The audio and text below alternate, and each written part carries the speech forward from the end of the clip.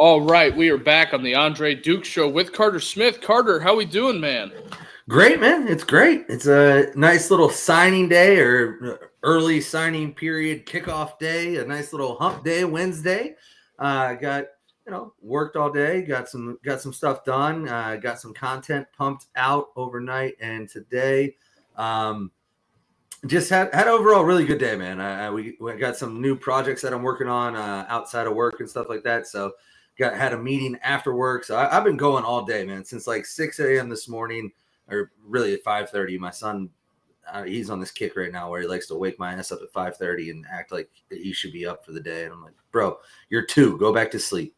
But we got up, got things moving and grooving, and had a good day, man. How about you? How was your hump day? How was your Wednesday? Oh, I can't complain at all, man. It's going real well. Getting real excited for this weekend. We got the live show at Cigar Lounge. Going to be doing that at noon on Saturday, December 7th, taking in the college football championship games.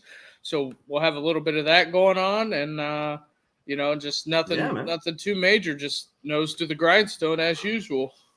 As always, man. As always. Obviously, producer Ed's fucking up back there. He doesn't have the live show graphic ready, but we'll get that up later in the show.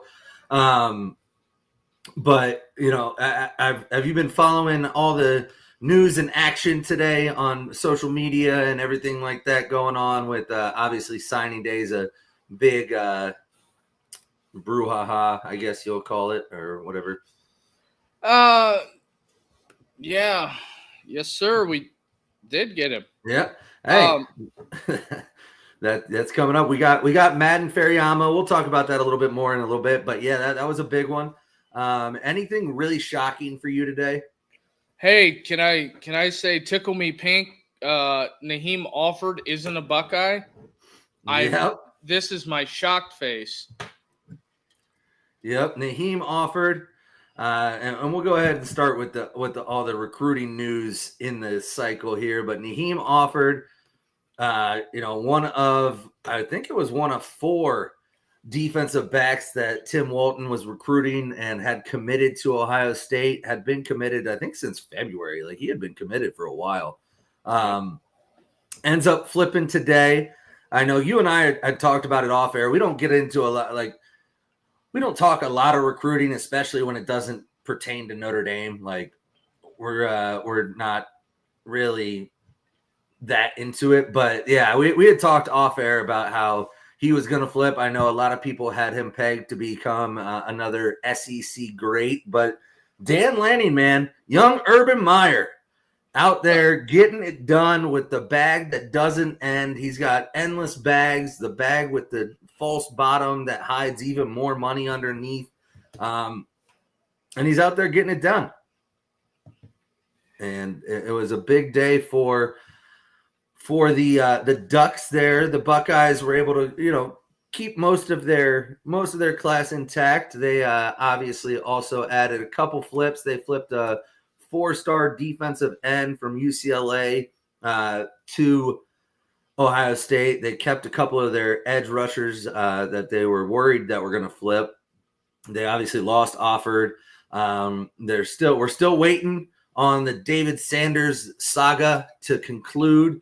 I know a lot of Buckeye fans, after he visited unannounced pretty much, or it was under the radar at the Indiana game, there was a lot of steam about Crystal Ball this and Ohio State that, and it looks like maybe that was just to put a little more pressure on Tennessee, because I've heard reports that Tennessee maybe wasn't living up to some of the promises they had made, and he may have come to Columbus and shown his face just to tell Tennessee, hey, I still got options. Like, just because I accepted your offer doesn't mean I can't go elsewhere, and put a little more pressure on him.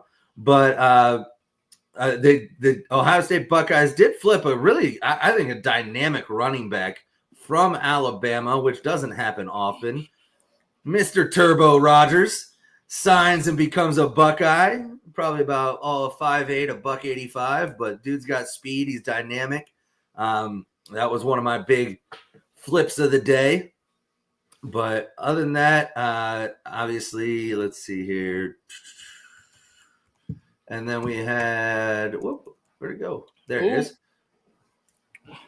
Ferriamo there. Madden Ferriamo, Madden 25, commits to the Fighting Irish. And I've talked a lot about him, and we'll talk more about the recruiting class later in the show. But I thought that was an important get for Notre Dame, and I'm happy to see they pulled that one out. But other than that, was there anything else? Obviously, Deuce Knight signed his letter of intent with Auburn. I know you were holding out for a last-second Lane Kiffin miracle, but it did not happen. But, then again, that's one of the ones that got away from Notre Dame. We were one of the very first people on that one that no one wanted to give us any credit on. But, going into the signing day, it's done. It's finally here. There's not, a lot of wild things popping off. Too awful much. I think it's kind of like a quote unquote little bit of a finish line, as some would say. The biggest thing that I wanted to take away was all the people complaining about NIL. All of a sudden it's a problem. What do you mean? What do you like? And then they're like, I seen a couple people tweet out, we need salary caps. This isn't fair. No, you don't. How can you limit someone's earning potential, and how can you make them agree to a dollar amount that's not been negotiated by either side? It's not just this is not what you think it is.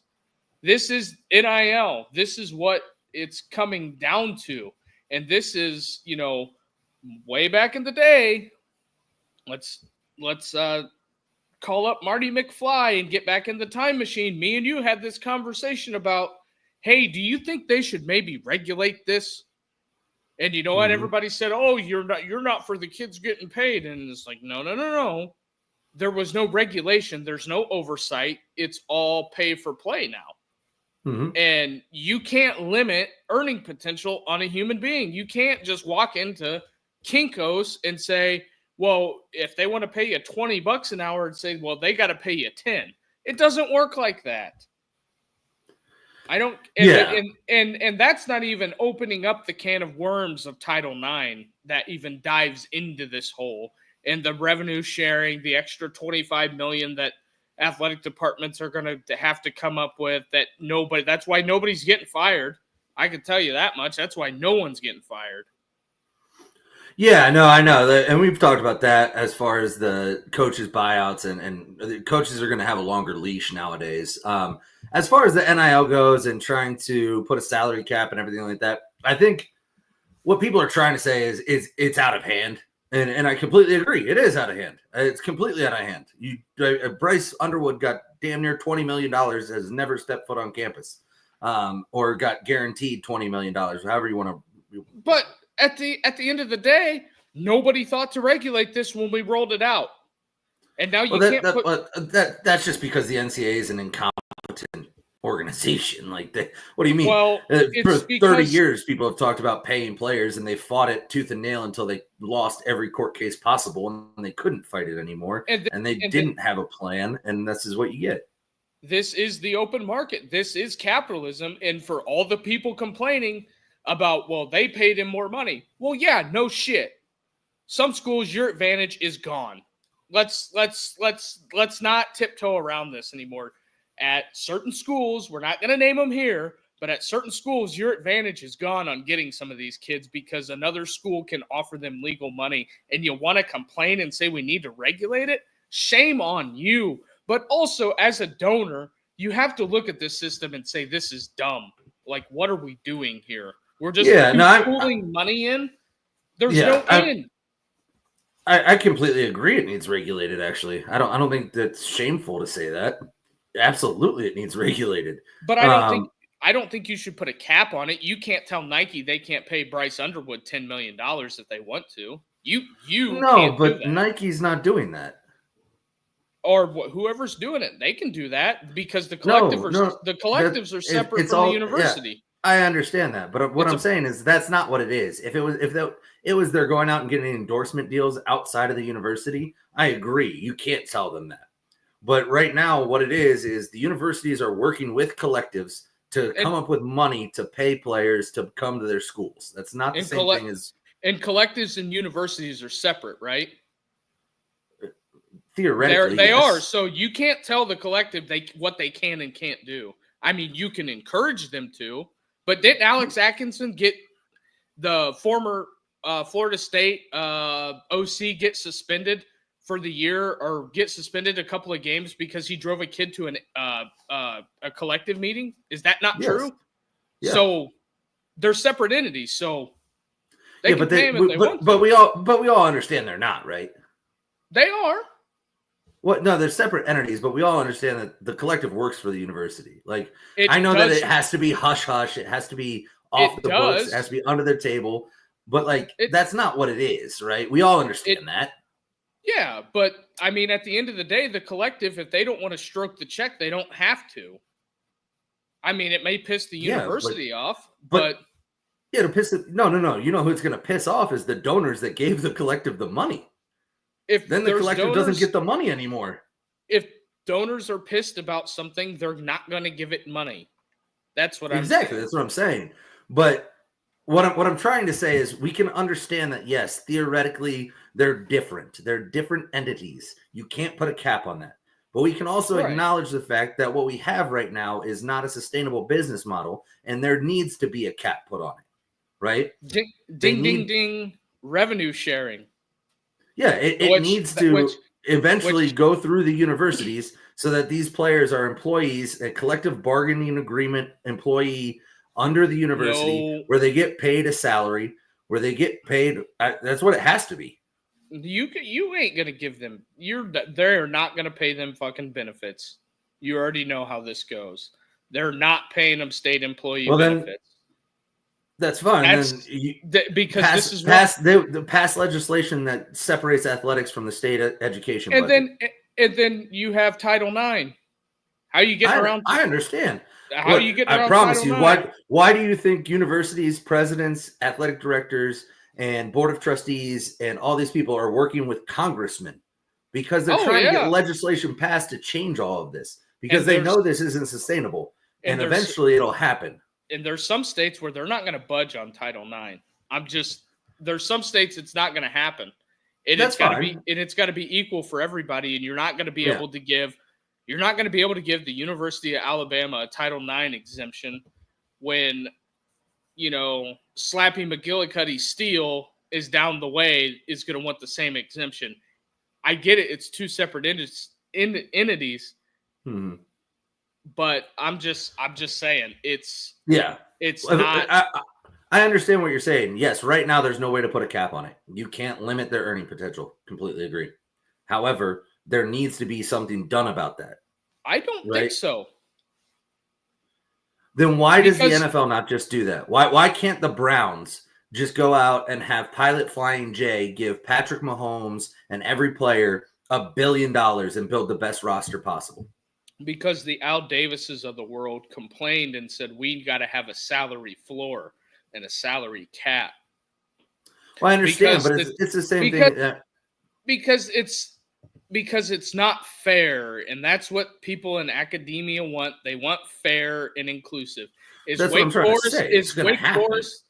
You can't do that. It's not sustainable. Why?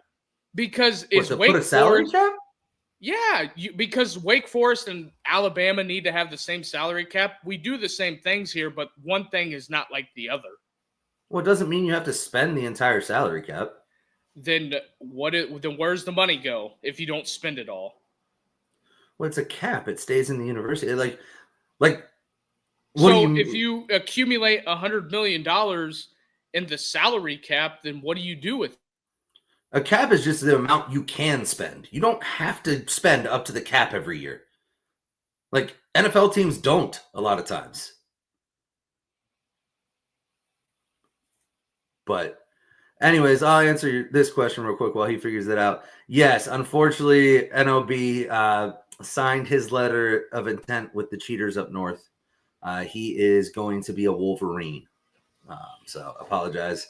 I was hopeful that would go a different way. I thought Notre Dame had a shot at that one. And unfortunately, it looks like Larry Ellison's girlfriend picked out another person that she wanted. That's all I can come up with on that one. But I really thought with the Jeremiah Owusu-Koramoah connection that one might happen. But you can hear me, right? Yes, I can hear you now. But I'm just saying, on this NIL front, this is what it is. This is the haves and have-nots. I understand. I don't think anybody's arguing that. That's why baseball does not have a salary cap, because they are not going to limit the players' earning potential. Well, no, they don't have a salary cap because the players' union is much stronger in the MLB than the NFL. Oh, yeah, by far. The NFL players' union stinks. Yeah, that's why. As a union, the players' union would never allow a salary cap in baseball. Oh, yeah. They would just not play. Oh, yeah. And so that's why that happened. It had nothing to do with limited. The owners in the MLB could give a fuck less if Shohei Ohtani earns $700 million or $100 million. They don't give a fuck about him outside of his marketability as a player. But what they do care about is putting the product on the field every day. So they're going to bend to the will of the players a lot of times. And a lot of times that means not having a salary cap because the players want to earn more money in big markets. Except Bob Nutting, he doesn't care about any of that. The only thing he wants to do is move the people of Pittsburgh's dollars that are in their pocket into his pocket. Well, that's called being a small market team in the MLB. Go talk to Oakland and Cleveland, and I mean they all do that. Yeah, but Cleveland puts a competitive team out. You are not gonna beat me in this debate. Bob Nutting, no, shyster. Compare payrolls. Oh yeah, he is the lowest payroll. He's just above Oakland, and he's the 9th richest owner in Major League Baseball. Yeah, the Dolan family, not even close to that high. Exactly. Yeah, but yeah, it is. This would be news if this is. I'll have to. I'm not going to comment on that. Yeah, I'll have to look into that. That would be cool. I'd like that actually. But yeah. Anyways, I'm just saying. Eventually, there will be a salary cap in college football. Eventually, there will be these things in place. It has to. There's no other reason why. This is the sole reason why now. The ACC and the Big 12 could be like, we need a cap, and the bottom of the barrel Big 10 teams will say, we need a cap. The Big 10 and ACC, or the SEC, when it comes to the college football playoff and all this fun stuff that we're about to do, and it's going to be really, really fun, and it's going to get huge ratings. If the NCAA says, hey, we're going to put a cap on this, and because of that meeting in Nashville that had happened early in the year with the Big 10 and the SEC, and they say, I don't think we want a salary cap, and the NCAA says, well, you're getting one, and it's going to be, well, looks like you're going to have your own tournament because we're breaking off. And if that happens, the ACC, dead in the water. They might as well not play football. Big 12 might as well not play football. I'm just telling you. Yeah, I mean, I understand. That is why there's going to be no salary cap as long as they keep paying. I'm not arguing that the model's not dumb. Well, the model's broken. It's not sustainable. It's not sustainable, and it's a ton of donor fatigue. But what I'm simply just saying is that when it comes to people being on an open market and a free market in a free agent, you or I can't tell that person how to spend their money, or if their money or an organization that wants to pay that kid, that is not our problem. I think the Browns playing Deshaun Watson is dumb, but also we have to remember here that they made that decision. If Bryce Underwood doesn't work out, Michigan made that decision. It's not my money. It doesn't affect me. Yeah. All I'm simply saying is that if you want to pay the kid, pay the kid. But don't be the team that bought $5 million worth of players and say, we need a salary cap. Shut up. I don't want to hear that. I'm not hearing that. Because you bought the same kids the offseason. Like I've always said, I've been consistent with the NIL stuff. On some aspects of this, your team, no matter who it is, it could be Big Ten, SEC, ACC, they're going to go out in the portal and they're going to go pillage and they're going to braid a roster and they're going to go get a bunch of mercenaries. Well, when recruiting comes around to signing day in the fall, that's what other schools did, and you didn't have the money to do that. Well, that's not my problem. You spent, and that's where it's at. Raise more money if you don't like it. Yep. I mean, I don't know if that's necessarily the argument people are having. I think it's more so that you can see a trajectory of this thing getting out of hand and to a point where it's not even beneficial to the sport. Right. And so it needs to be controlled. There needs to be, because right now it's the wild, wild west. Like you just, I don't know, okay. I guess so. If you like it. You got all the mercenaries rolling from school to school. I mean, you can start naming them from school to school. I mean, I think all the teams that are sitting in the playoffs, if they could only had to pick between one player or the other, if you could only get Caleb Downs or Quinshon Judkins, what are you doing? I don't think schools want to answer that question. So that's why I don't think it'll be regulated. Why would you only be able to get one? Because you got to fit it under the cap. Yeah, why not? If you want to have a salary cap, just have a luxury tax. But yes. But you're acting like no other league does this. And it's like every other league in the world does it. I'm just saying I don't understand why there even needs to be a cap. It's the open market. Okay. It's the open market. Well, what's our argument been for, Notre Dame? They need to beef up NIL to buy players. That's what you got to do. You want to win, you got to buy the best players. Period. That's what it is. This is the system, because nobody wanted to look at anything and nobody wanted to work with each other. So you're going to get government. Who's going to oversee it? The government? Okay, good luck getting anything done with that. Well, no. I mean, the government's already involved. That's the problem. What does Ted Cruz know about college football? I have no idea. I don't care. Exactly. That's the point. So you're going to have people that are going to regulate this that have no idea what they're even looking at. No, they don't have to regulate college football. They just have to remove regulations They're going to come up with the parameters. They're not going to give them a pass on Title IX. There's no way.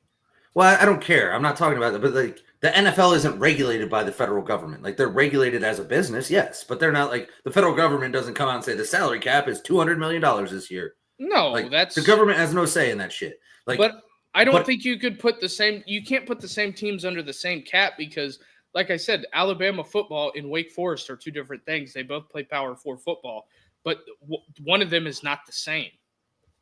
Why can't you put them under the same thing? Like, not even close. I agree. The fucking Cleveland Browns and the Kansas City Chiefs aren't the same.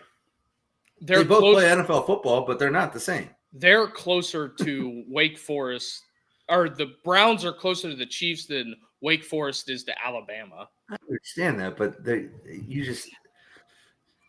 all right. I mean, I don't know. It's fine, but it's going to get regulated. It's going to change in the next 5 years. I think the SEC and the Big Ten say, "F you, we're not doing it." And you don't think they won't put parameters into place? You think do you think schools enjoy this? Like, do you think the schools that are winning at it enjoy doing it? Oh, the schools that like Oregon love this because it makes the playing field. No, they don't. Yes, they do. I promise you they don't. Oh, yeah. So they love having to re-recruit the same players every single day. I'm not talking about as far as the coaches. I'm talking about the people that just cut the checks. They love this because it's all over TV. So Phil, yeah, I know. So Phil Knight loves spending absorbent amount of millions of dollars to not win a damn thing. He wants to win. I know. And if they do, then it's worth it. Yeah, but you gotta pay to play, buddy. How long does he do that before he goes, fuck, I've spent $1 billion in the past 8 years and we haven't won a single natty? You don't think that it's somebody broke this down the other day. I think the people that write those checks don't care because they're writing those checks because they want to win. No, so guys, this is the last thing and we'll move on because I don't want to take too much time on this. But you know the crazy thing about rich people? Like people that have crazy amount of monies, you know what the craziest thing about them is? They don't like wasting it. They fucking hate wasting money. You know why they have so much money? Because they don't waste it on stupid investments. So if paying a kid $20 million and he becomes a bust and transfers out after a year after year after year, they're going to go, hey, I love Oregon. I love winning, but I fucking hate wasting $20 million a year to go 9-3. That's for sure. And I would that $20 million would be better in my bank account. And that is a good point to bring up, but also whenever it comes to things like that are dumb, what do all these big schools do whenever they go to the donors to buy a coach out? That's a bigger waste of money. You hired a guy and now you got to pay him out. It's the same thing. You made a mistake. But you only do it every so often. You don't do it every single year, twice a year. Got to see what the hit rate is. Yeah. Yep. Anyway, so that's our signing day, and obviously it got torn into some NIL stuff because of whatever reason. But outside of that, signing day pretty slow. Pretty cut and dry. Some flips here and there. But we did get into kind of some coaching stuff, and obviously there haven't been a lot of coaching changes. The coaching carousel is not moving as quickly as it has in years past because of things we've already talked about. But there is one opening that is garnering some national attention. It's the UCF Golden Knights. They are on their search. And do you know who the big names are that they have expressed interest in and reached out to? I seen the two names you put in the notes. Another name that I would think that would maybe garner some attention would be Cliff Kingsbury, but he's going to the Bears. Yeah, I think he's going to go to the Bears. This one was interesting to me. And this isn't just like, oh, maybe Lincoln Riley would go there. No, UCF has made inquiries about Lincoln Riley and maybe helping USC get out of that deal. Oh, that would be an interesting hire, but another person that's not on anybody's radar is old BK, Brian Kelly. I think he's pretty set at LSU for another year. But yeah, we'll see. Yeah, I agree with Sid here. Lincoln Riley is tired of USC. And, before we get kicking on this topic, you want to go ahead and reset the show? Yeah, that's fine. If you're watching out there on Twitter, come on over to YouTube, and we got plenty of people in the chat tonight. We're taking questions from there as me and Carter debate this NIL topic, but also hit the like and subscribe button. We're trying to grow this show as fast as possible. We're seeing steady growth, so I think we're doing a pretty good job, but just your support helps. And also, December 7th, Cigar Lounge.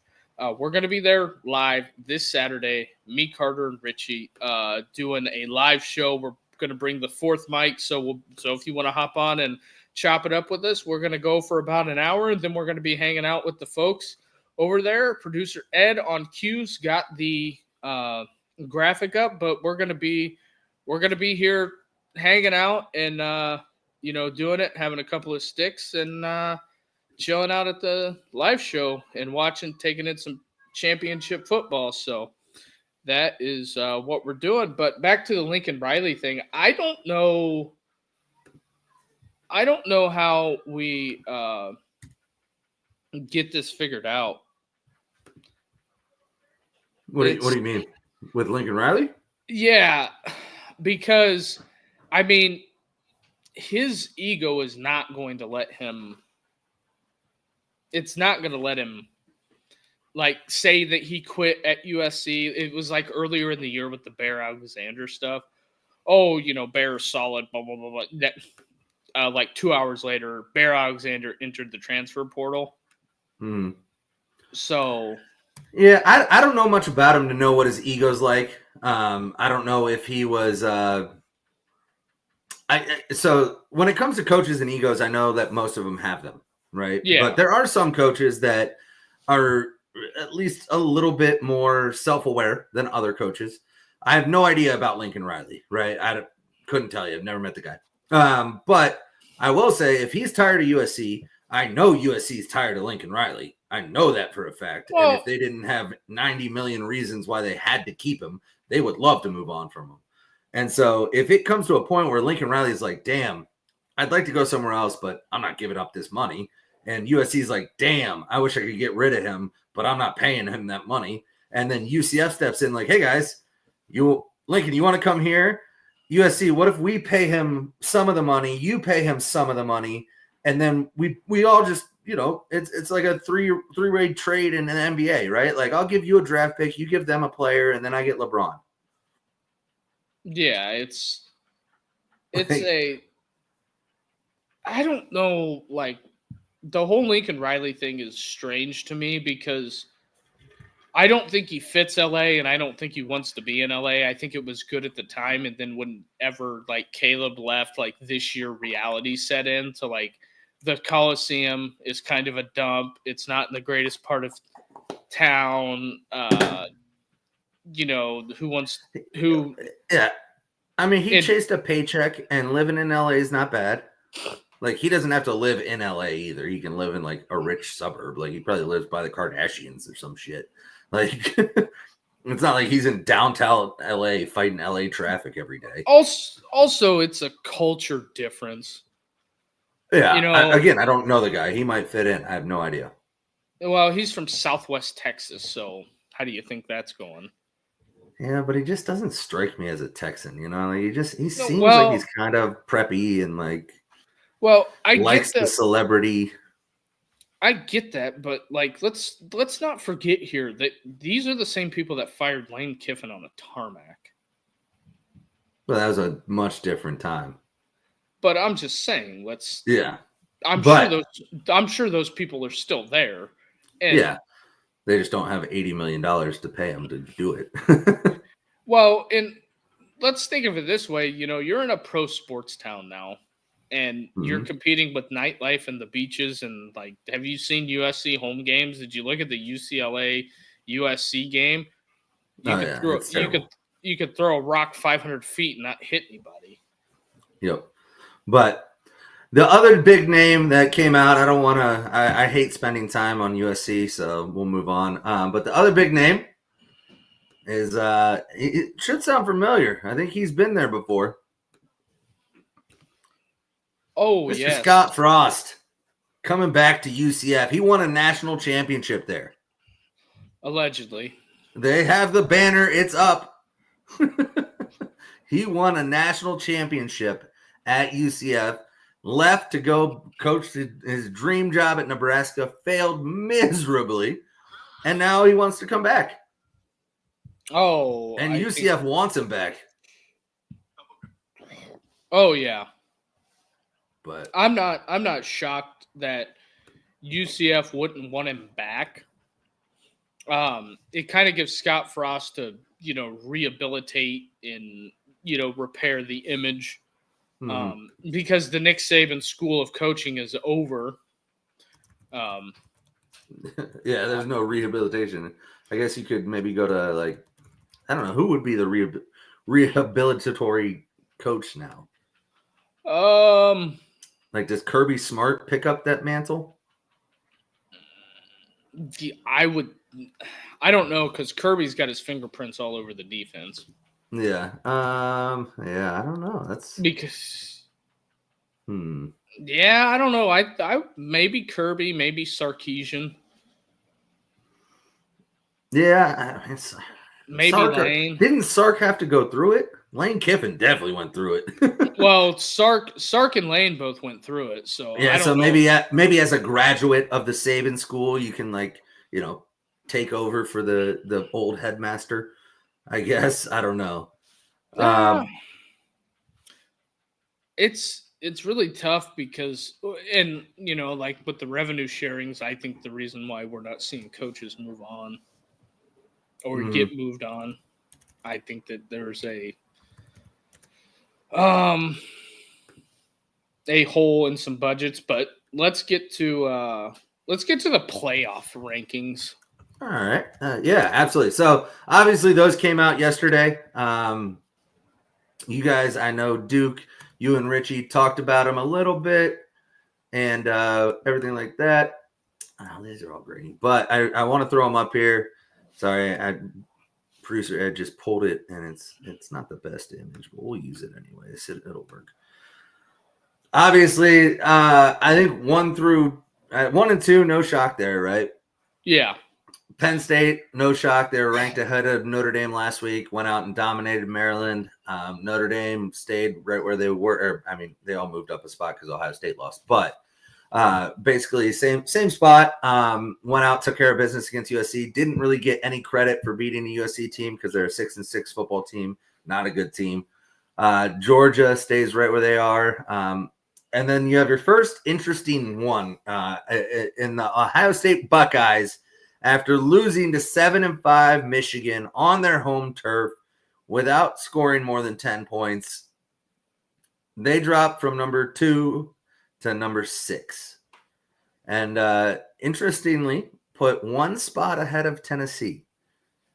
And what are your thoughts? I guess that's the first pairing that I think is interesting. And if you compare it to our rankings, that's the first one that I flipped or that we flipped. I had Tennessee 6, Ohio State 7. I thought maybe the recency of the Michigan loss, the committee would hold against Ohio State a little bit more. But I think they held into account that it is a rivalry game. So it's a little different losing that game than losing to a random Arkansas team that's just as bad as Michigan. Well, the way the committee, this is the justification for the Alabama being in the playoffs, is because if you have a 500 record, it counts as a quality win. So Arkansas for Texas counts as a quality win. We're going down this road. I know it doesn't make any sense, but if we fast forward here, or if we fast forward and talk about the 2 teams that are 9-3, we'll go South Carolina. What? Hey, don't lose 3 games. Okay. You jumping ahead on me, gotcha. Yeah, I'm just because it'll be better if we go in reverse order. Okay. Because it's going to set up the next next topic where we're going with this championship weekend, and it's going to piss some people off majorly, and they have some opinions on this, and I think they're totally and absolutely absurd. And it's when you lose. It's all about when you lose. Let's take that into consideration. So we're going to do this 9-3 thing with the SEC, right? Okay. They're giving them 4 teams. So one of them is going to be 9-3, and the committee is going to catch, a whole bunch of shit about it, right? So the way I heard it explained is that if you don't give them 4 bids apiece, those are the 2 top dogs. You don't want to piss off the top dogs because this whole little playoff thing can go away, like I said before, right? So South Carolina, you have 3 losses. Should have beat LSU, but ifs or buts were candy and nuts, Okay. Ole Miss, you lost to LSU in overtime. It sucks, but you lost. You end up beating the boogeyman that is Georgia. Mm-hmm. So your other loss was to Florida. You completely went on the road and, laid an egg. And then how about we talk about the Kentucky loss in September? Mm-hmm. That is the problem on their resume. Because Kentucky's the second worst team in that league. Yeah. And Kentucky has an almost win against Georgia and a win against Ole Miss. Let's keep that in mind. Well, we moved to Miami, which is technically the first team out. And this is where the committee gets to bail themselves out, because if Clemson beats SMU, they just slide SMU to cavalcade Bama out and say, see, look, we tried, but can't do it. Well, if SMU wins, then Clemson has no shot, and you're stuck with Alabama.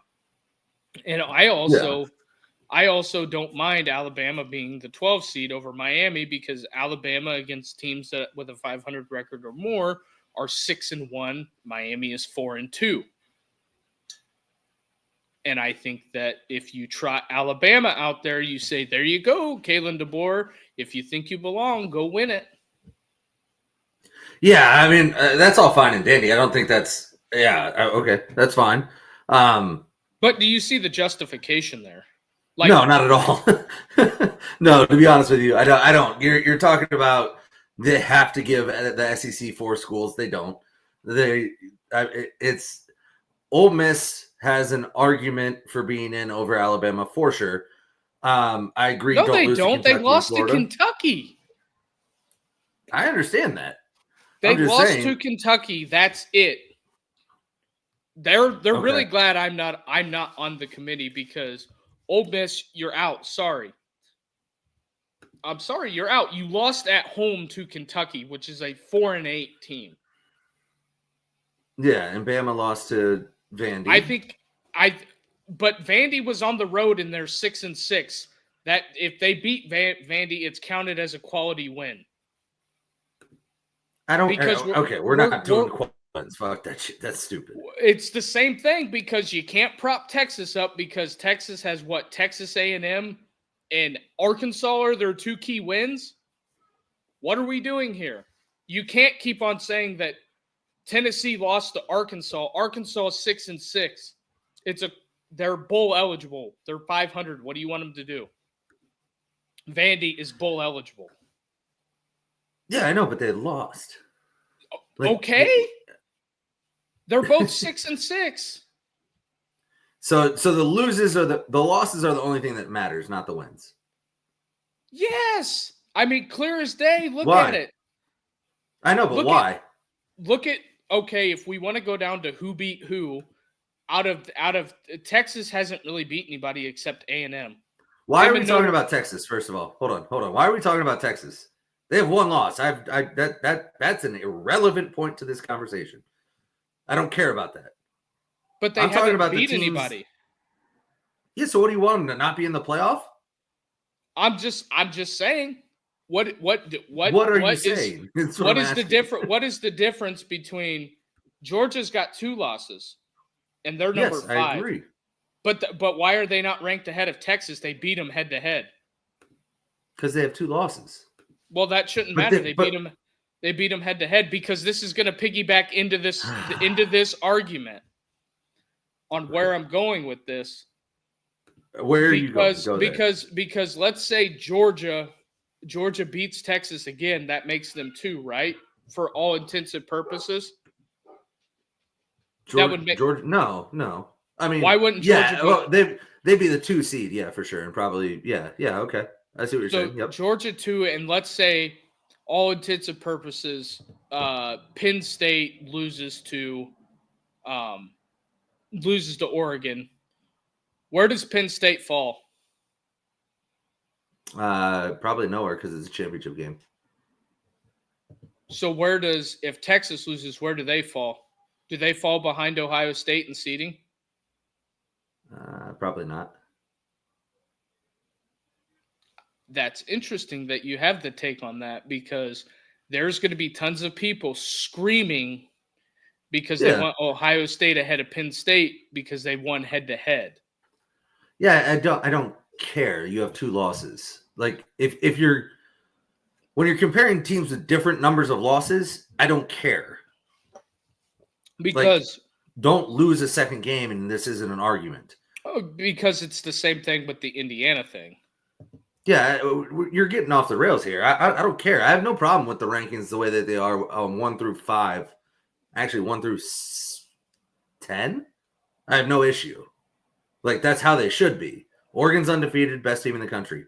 Texas has 1 loss to Georgia. That makes sense. And they're going to play again. Yeah.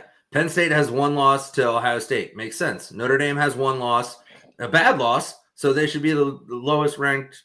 I don't think that has a decent schedule. Northern Illinois is bowl eligible, right? I don't know. It doesn't matter. It's a bad loss. They're like the 9th best team in the MAC. I don't care. Ohio State has 2 top 5 wins and then lost to the number 1 team in the country by 1 and a bad loss to Michigan. Makes sense where they are. I could make the argument that Tennessee should be ranked ahead of them, but Arkansas is Michigan. Oregon's better than Tennessee's other loss. Got it. Cool. That all makes sense. SMU, no problem with where they are. Indiana, no problem with where they are. They've played 1 team, they lost. Got it. Boise, cool. Bama, Miami, Ole Miss, South Carolina is where you can start to have an argument. So I ignore the first 10 teams. I don't know why you're bringing up Texas or any of that. Well, I'm just saying when it comes to these teams falling in the rankings after championship weekend, I just don't want people to be like, well, we should be ranked ahead of them. Well, no, you shouldn't because you didn't make the conference championship game. Well, and it's the same argument for Ole Miss and South Carolina not being in. Don't lose to LSU and don't lose to Kentucky at home in September. Don't lose to Vandy. But Alabama's going to get the benefit of the doubt because they lost earlier and they lost to Oklahoma.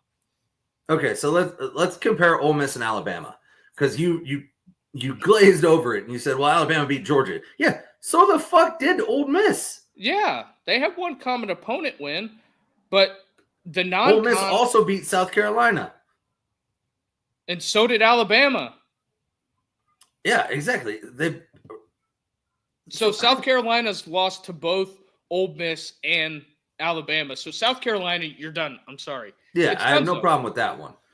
But if you're Bama, you beat South Carolina by 2, lost to Vandy, lost to Tennessee, and lost to a bad Oklahoma team by 21. But Oklahoma's bowl eligible. Is Oklahoma better than Florida? If they're playing at the Swamp, they lose that game. I'm just saying resume wise, are they better than Florida? No. Florida has a better resume than Oklahoma. Wow, that was a huge admission. Yeah. Is Vandy better than LSU? No. The answer is no. The answer is no. You just stop it. No.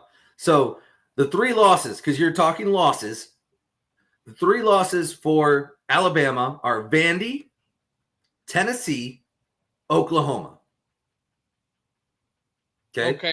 The 3 losses for Ole Miss are LSU, Kentucky, Florida. I think Kentucky's the worst loss out of those 6. I don't disagree, but you can't lose to Kentucky at home. At least Alabama went on the road and crapped the bed. Yeah, I don't have a problem. I think Ole Miss is the better team. I don't have a huge problem with that. I'm just saying you can make an argument for Ole Miss. That's what I'm saying. I think you can, but the big gaping thing that sticks out for me is the Kentucky home loss. I mean, that's a bad loss. I agree. Kentucky's the second worst team in the league. And then as far as Miami goes, you've lost 2 out of your last 3, and you're not going to the ACC championship game. And me and you were on board with this and said we argued that, there was going to be 2 ACC teams. Well, the ACC has an opportunity now because if Clemson wins, Alabama's out. If SMU wins, Alabama is in. Yes. Now, I will bring up, I agree South Carolina should be out because they lost to Ole Miss and Alabama head-to-head. That seems pretty easy. However, if you want to go by your logic of best losses, South Carolina's losses are to Ole Miss, Alabama, and LSU. Not a single bad loss on there. LSU's the worst one. They're 8-4. Yep. They also have wins over A&M, Missouri, and Clemson. That's better than... I knew the Missouri thing was going to come into play, but Missouri's just not very good. I agree with you. I'm just saying. And they beat Oklahoma by 26 points. That's something Alabama couldn't do. But I agree. Head-to-head should matter. So I'm not head-to-head should matter because because the Ohio State fan base is going to freak out when Penn State doesn't fall below them. Well, and here's the thing. The committee's already told you that's not going to happen. Exactly. And people just, it's like amnesia. People totally forget about this shit. But the committee also has told you a bunch of shit and then just does whatever the fuck they want on Selection Sunday because they want Ohio State to be in a different matchup. Like, so if it happens, I won't be shocked. Do you think they deserve a home game? Yeah. I think they give them a home game. No, that's already done. Like, there's no way they could fall any lower. I think that Penn State goes to the 5. There's going to be. They're already at the 5. Yeah. Well, here, I'll show you. There's going to be some. I think it's all going to change. Very much. I don't think a lot of this will change. The only way it changes is if SMU loses or Boise loses. Now the two I have circled that they want, that the TV people want, they want Alabama, Notre Dame, and they want Tennessee, Ohio State. Yeah, I agree. And if they play Ohio State at noon on TNT, they need to go. I don't care. Somebody needs beaten incessantly. Because I get it. The Ohio State fan base has been kicked enough this week, but a noon game, no thank you. I'm out. Yeah, I agree with you on that. So when you look at this, I mean, based off what the committee's told us, Ohio State can't get lower than 8th. It's impossible.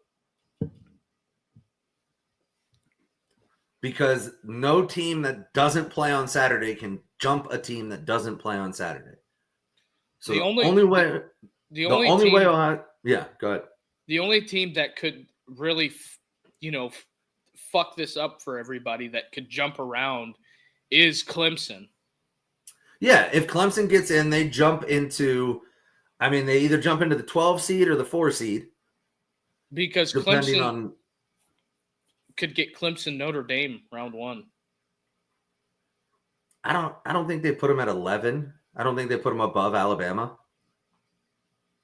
And if they do, here's the thing. If they go above Alabama in the ranking, they're going to jump into that 3 seed.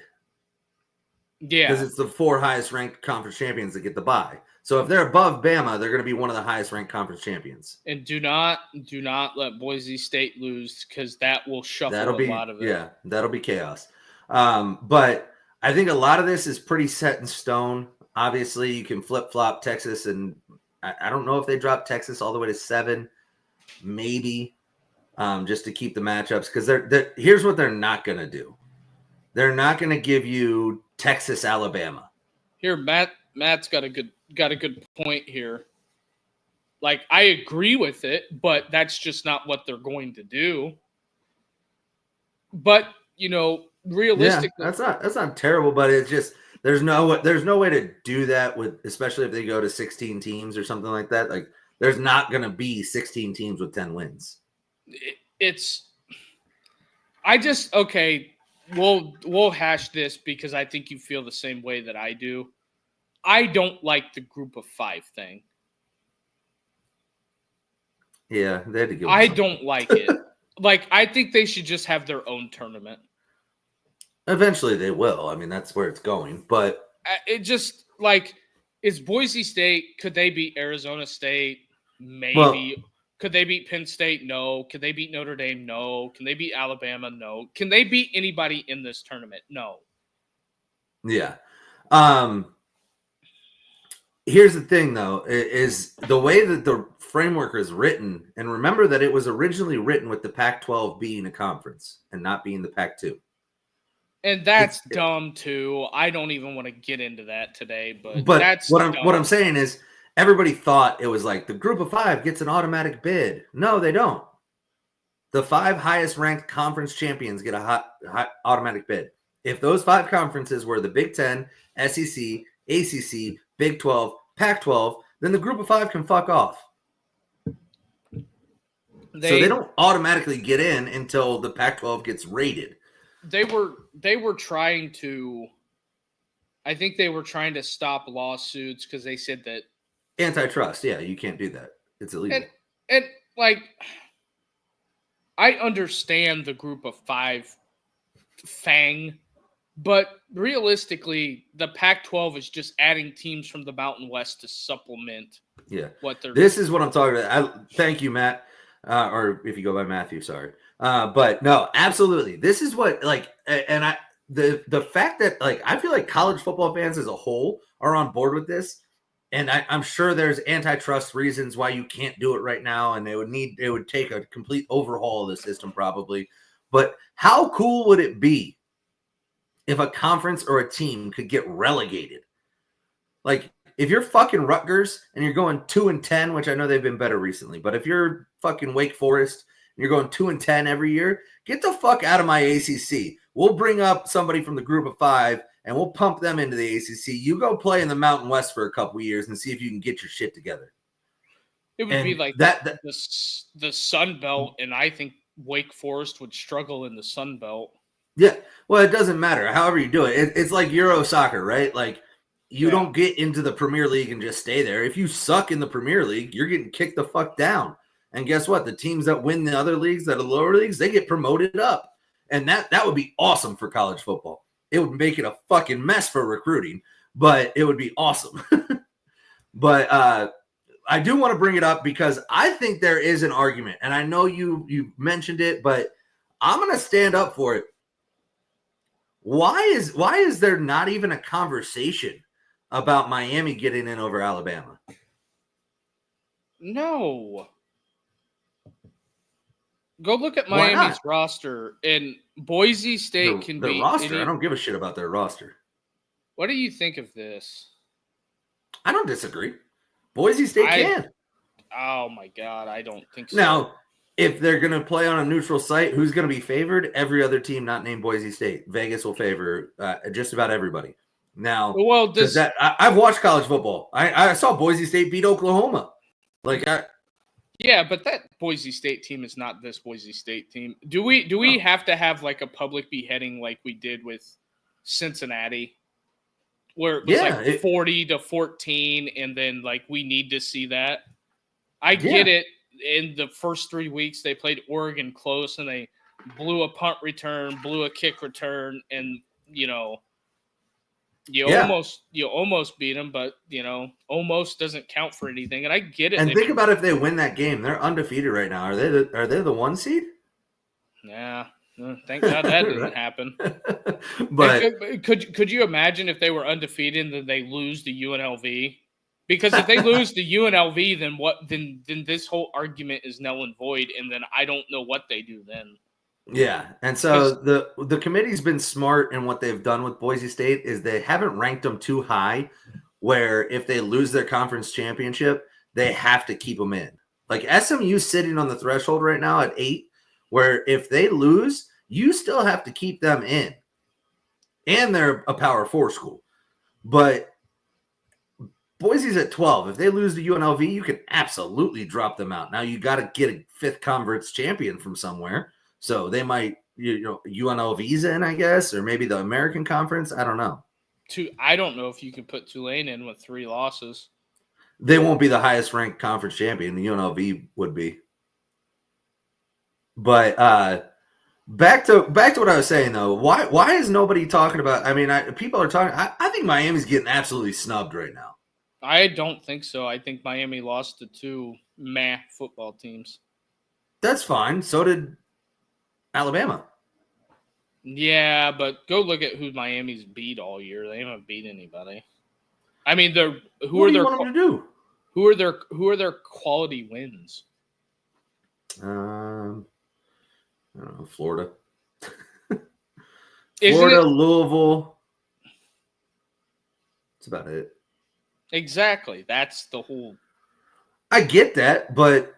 Well, don't lose to Syracuse and give up almost 50 points. Well, then don't lose to fucking Oklahoma and not even be able to score more than 3. It's all about when you lose. I hate to be this guy, but. Alabama lost the second to last week of the season. What do you mean when you lose? It's not like they lost in September. But they won last week, and then they against fucking Auburn. Okay, Auburn beat Texas A&M. Here we go. just because everybody tells you these SEC schools are good, Texas A&M's not good. And I use that as an argument for Notre Dame. Doesn't mean they're a good team. LSU's not good. Like I agree with this. I don't disagree with it, but I'm just saying Boise can beat any one of those teams. Yeah, there you go. Boom. Auburn lost to Cal. You know who beat Cal? Fucking Miami. Barely. Hey, they beat them. Barely. I don't think Miami is their resumes. So this is what pisses me off. Why play the games then? Oh yeah, I forgot about this. They should have another loss. Yes, against I know. Virginia, against Virginia. And if that actually happened, or they called it the right way, or whatever you believe or you want to think, if they actually lost to Virginia Tech, this wouldn't even be a conversation because they'd have 3 losses. Exactly. But they would be in the same boat that Alabama's in, but without the quality wins, and nobody would talk about it.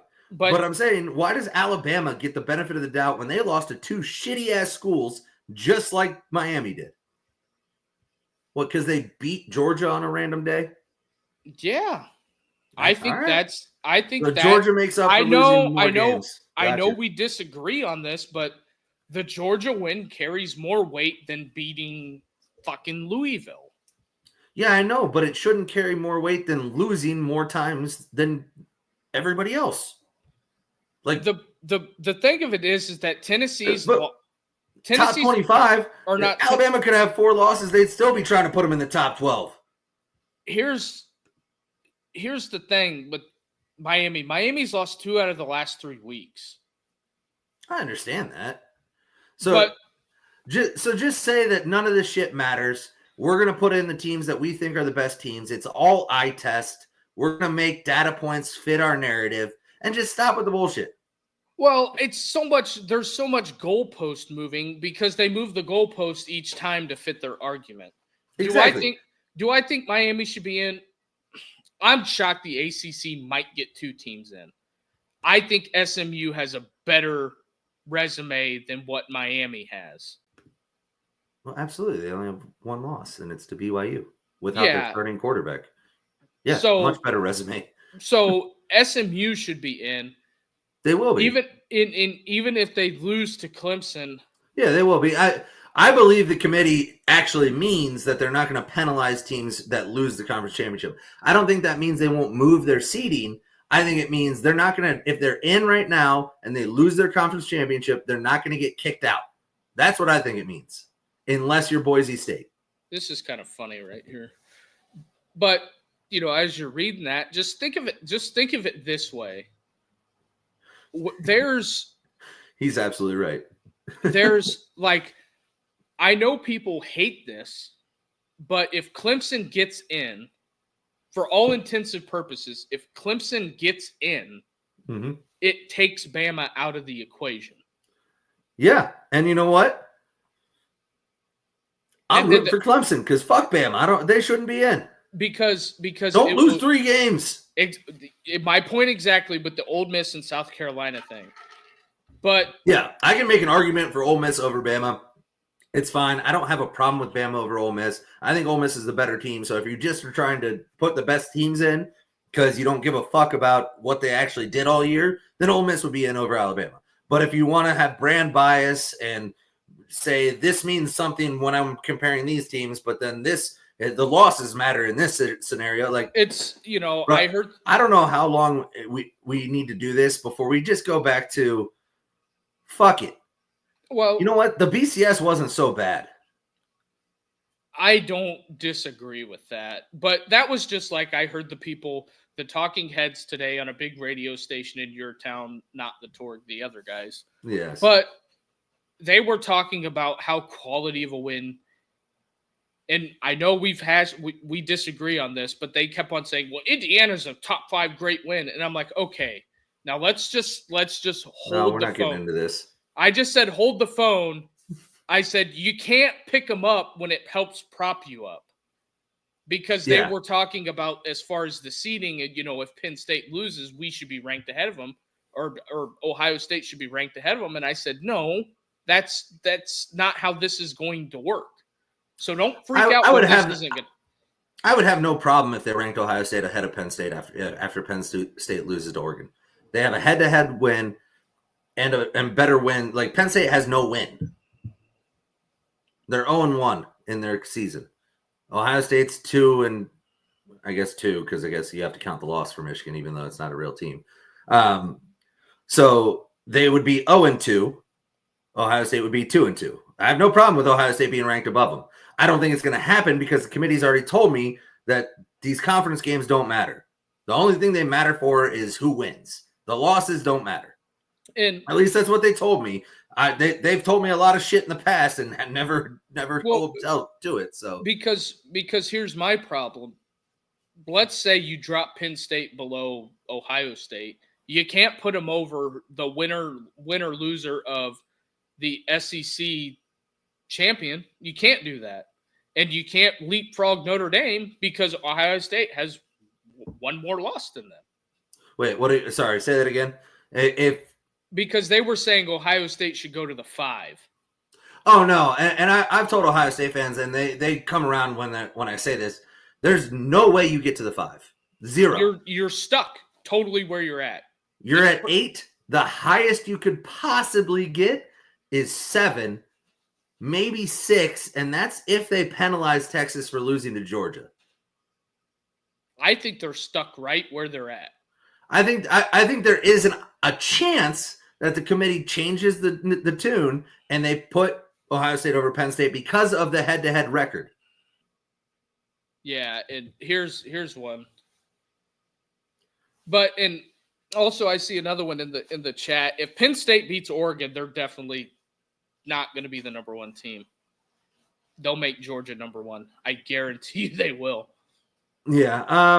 No, okay. So Power 5, their own playoff, if it happens. So I think what they do, if the Power 5, so it's essentially the Power 4 now, right? There's no Power 5 anymore. It's just, and they'll do what the NFL does, basically. They'll take the Power 4 and put them into 2 conferences, essentially, SEC, Big Ten, whatever you want to call it.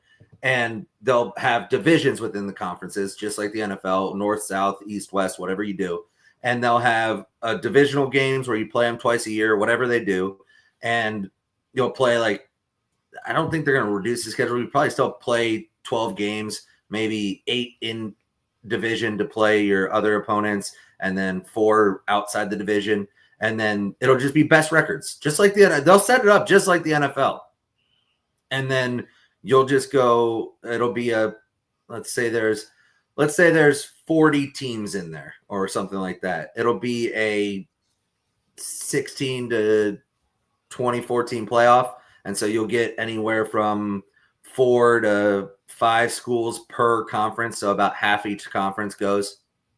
Yeah. And this right here, I think that if you're an SMU person or an ACC person and they lose to Clemson, they put Clemson in and drop SMU out and put 3-loss Alabama in, it's gonna cause mad issues.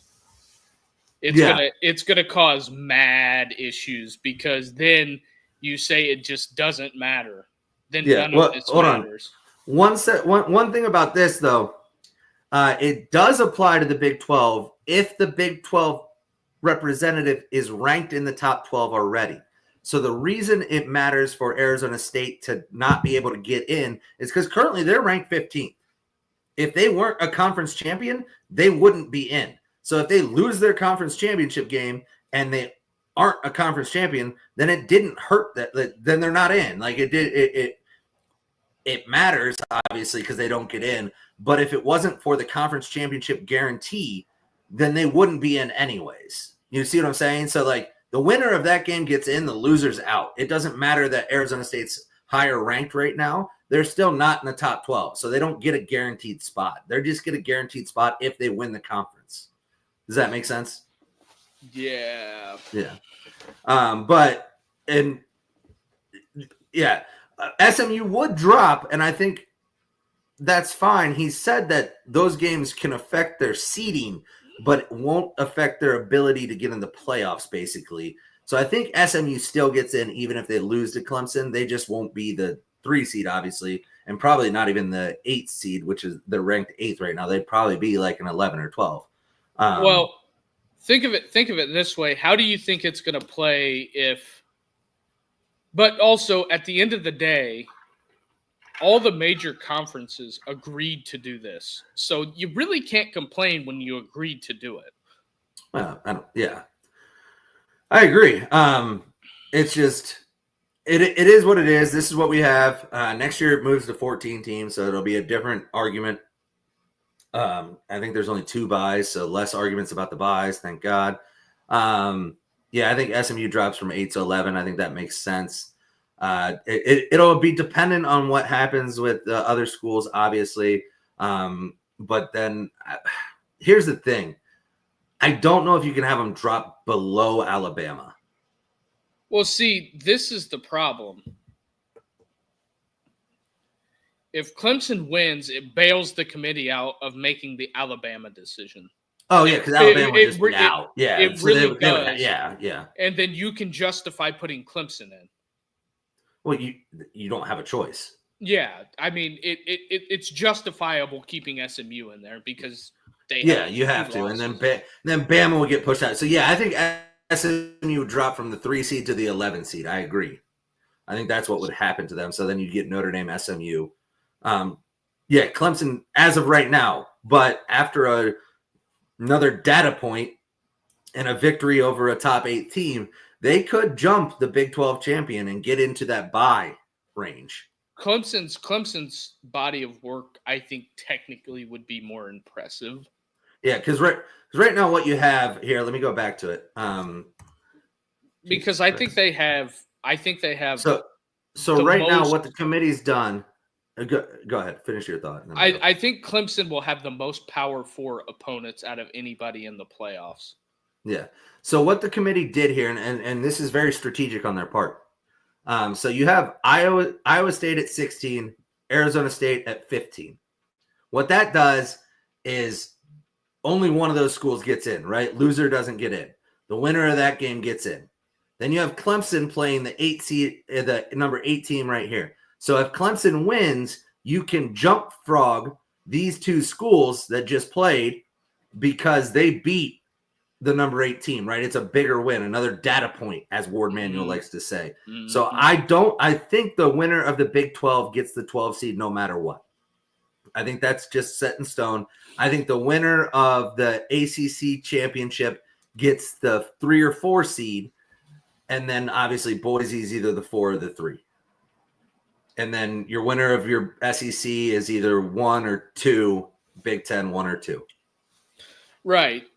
And Matt brings up this point here, and this is something that we've been arguing about all year. Not really arguing, but I think we agree that, Clemson has those losses, but on the same token of this, you can't say that those are bad losses for Clemson and then say they're good wins for somebody else, if that makes any sense. It's like the Arkansas thing with Tennessee and Texas. Key win goes to Texas. Key loss goes to Tennessee. It's just, I think it's ridiculous, but. Yeah. So, and then this one, they would have a better winning percentage than Bama. I agree. However, Bama's already ranked number 12. I don't think you're going to get Clemson to jump 5 spots to get there. I think they just jump them over the Big 12 championship to give them the bye. And then you get the ACC champion or the ACC champion the bye, Boise the bye, Big 10 SEC. And so I think Bama stays at the 11 in that situation. Here's another there you go. One. That's true. They did. So, I mean, there's a lot to talk about and digest there. It's going to be interesting. Well, that's why they would get they'd get the bye. I think they would jump into a bye situation.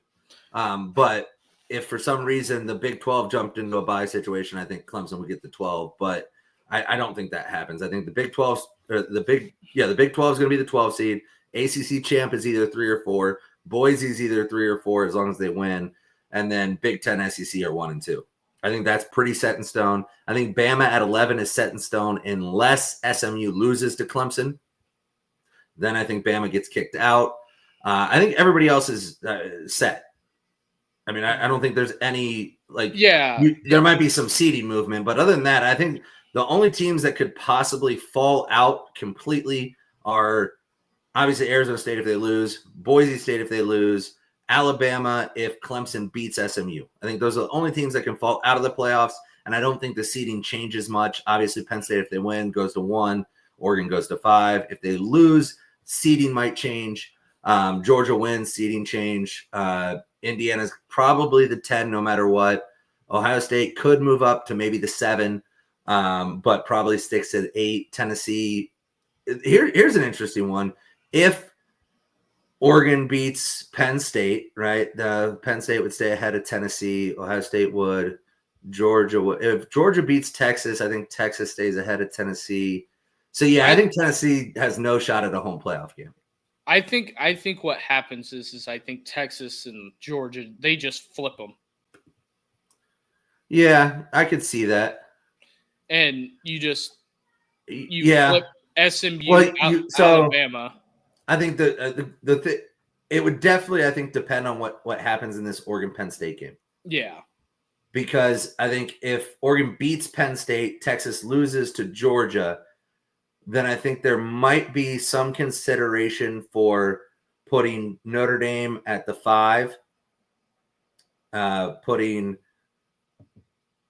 Texas at the 6. I don't know. It'd be interesting to see. What they're going to want to avoid is they're going to want to avoid Ohio State, Indiana being matched up in the first round. They're going to want to avoid Georgia, Alabama being matched up in the first round. And they don't want rematches, right? Yeah. And I think that throws a huge wrench in the gear if Penn State wins the Big Ten championship. I don't think it does. I think all it does is it swaps these two teams. It's not going to be that simple, and we're not going to get into it. But yeah, it could potentially put Penn State at the 2, but Penn State would be either 2 or 1, and Oregon's 5 for sure. And yeah, I just don't even want to hash that whole. I mean, I don't think there's much to talk about. I think if Penn State wins the Big Ten, they're either the 2 seed or the 1 seed. The SEC champion is the other one, and Oregon's the 5. It doesn't change anything, actually. Yeah, this will be the last one, and we'll wrap it here. Yeah, I don't know. Well, if Georgia would have lost more than 2 games, I agree. I think although Georgia has or Bama, then Bama would have the head-to-head victory over Georgia. I would absolutely put Bama in over Georgia if Georgia had 3 losses. They don't, unfortunately. Yeah, but I guess we've been at it for almost an hour and 20. Yep. If you're watching out there on Twitter, come on over and hit the like and subscribe button. Hey, don't sorry to interrupt you. Before we do that, don't sleep on it. All right, I'm not a Buckeye fan, and this is for everybody that watched our short earlier. They're saying some outlandish shit, just pissed off Michigan fans. I'm not a Buckeye fan, so you can't come at me and be like, "Oh, you're just pissed off Ohio State lost." No, I'm not. I'm a Notre Dame fan. Get out of here. But yeah. Anyways, go ahead and close out the show. Sorry. If Georgia Tech won, yeah. Hold on. You mean when Georgia Tech won? But yeah. Yeah. Well, here we are. But this is the system. I don't know. After this whole word salad thing, I'm almost ready for just the computers again. I agree. I think use the computers to determine 12. That might help. I don't know. But yeah, live show December 7th, Cigar Lounge. Me and Carter and Richie are going to be on doing a podcast, Hubbard, Ohio, Northeast Ohio. We're going to be up there hanging out, doing it live. Championship weekend. We'll probably go for about an hour and hang out, meet some of the people there. We're going to be there, accessible to everybody, just hanging out. We'll do the podcast, and we'll probably bring the extra mic. And if you want to hop on and chop it up with us and get your questions answered live, that is an opportunity right there. But for everybody out there watching on Twitter, come on over to YouTube and joined the chat. We had a ton of traffic tonight in the chat. Had a ton of people over hanging out, throwing their 2 cents in. So always love to see that and get interactive. And we're just trying to grow this thing. We're seeing a ton of growth, and it's working out well for us. So we appreciate everybody watching tonight. We're only trying to grow the audience and get it bigger. Be a friend, tell a friend. Follow us on social medias. All the links and stuff are in there. And that's pretty much where we're at. But with that being said, I ain't got nothing else. You got anything, Carter? Yeah, I was going to say thanks again for tuning in. If you guys can, like the video too while you're here. Go ahead and like the video, get that pumped up. But yeah, Cigar Lounge, man, I'm so pumped up for that show. It's going to be a blast. They got all kinds. Their cigar selection is ridiculous. They got a great bourbon selection bar, everything like that. So I hope to see some of you guys out there. But yeah, we'll be back at it tomorrow in Richie live 7:30. We go 5 days a week at 7:30, 7:45 sometimes, and then I usually do a Saturday show every now and then as well. So hit that like and subscribe button, retweet it on Twitter, put it out there for everybody to see. Appreciate everybody tuning in. All right, everybody have a good night.